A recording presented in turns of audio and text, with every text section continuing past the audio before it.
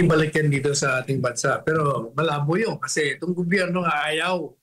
Kasi sa ilalim ng batas ng ICC, kailangan yung bansang paglilipatan mo pansamantala habang binidinig sa kanyang kaso ay kusa na tanggapin ang pagpapadala sa katawan ni Presidente Duterte at sumunod sa mga kondisyon. Ayaw nga sila nga patapon doon eh. So bakit nila tatanggapin dito? Ayaw nga nila ni Presidente Duterte dito. Kaya hindi nila gagawin yun. Kaya mangyayari dyan, yung isang bansa na miyembro ng ICC ang maaaring tumanggap. At meron na nga daw, hindi nga lang sinasabi kung sinong bansa yun.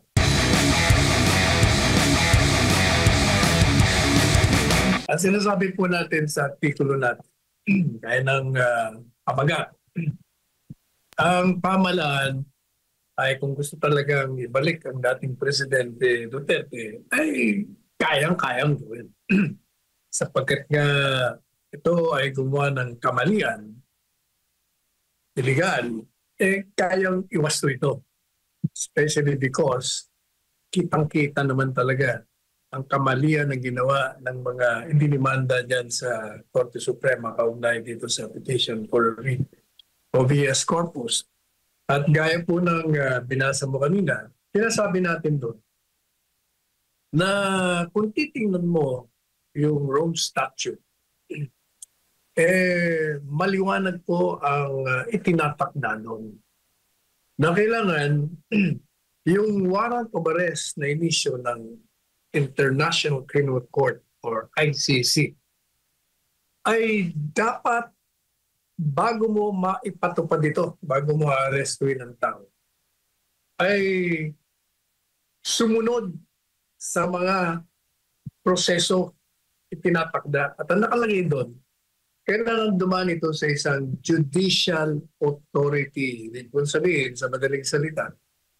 Ito ay kailangan na maghain ka muna sa isang lokal na hukuman dito sa ating bansa upang siguruhin na yung pong proseso na itinatakda nila ay naisagawa at naipatupad.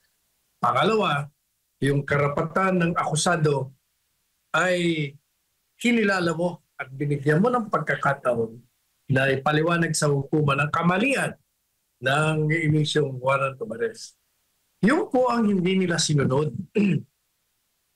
At ang pinagpipilitan nila, sila daw, DOJ, ang tumayo na bilang judicial authority na kabalbalan at katawa-tawa. Ano magiging judicial authority na sila tumayo?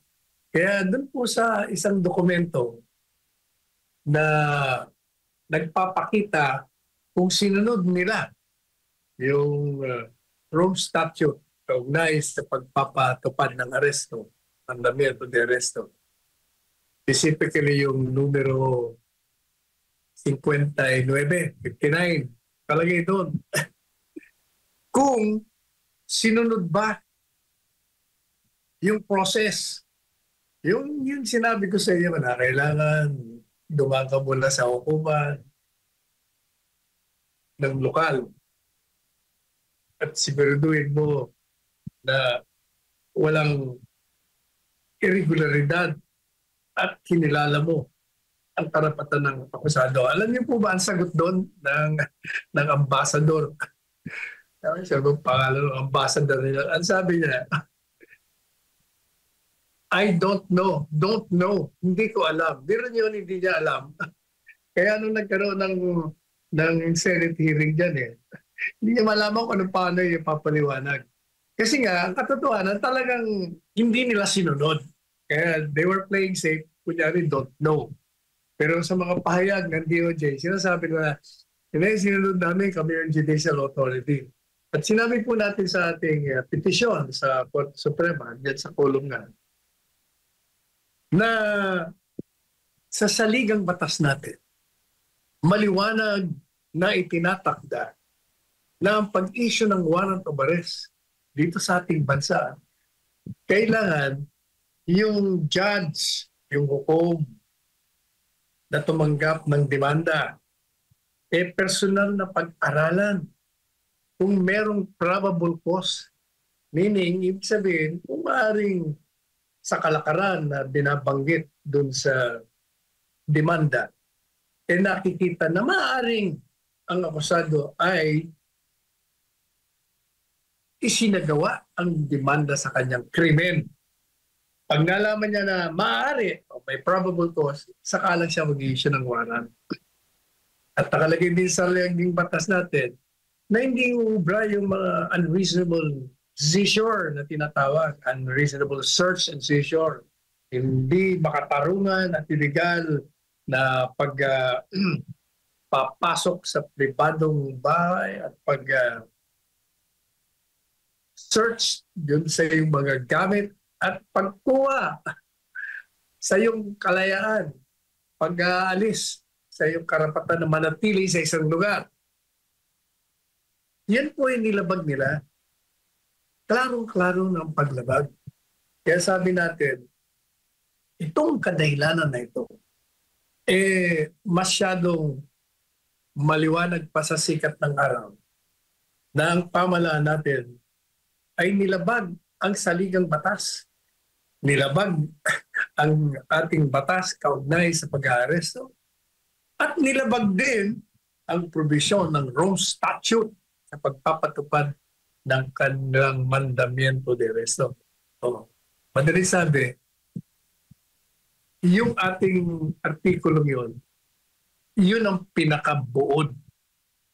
Pinakita natin ang kamalian, ang kawalan ng pagsunod sa saligang batas at pati na sa batas ng ICC. Kaya maliwanag na iligal ang pag-aaresto kay Presidente Duterte. Ayan.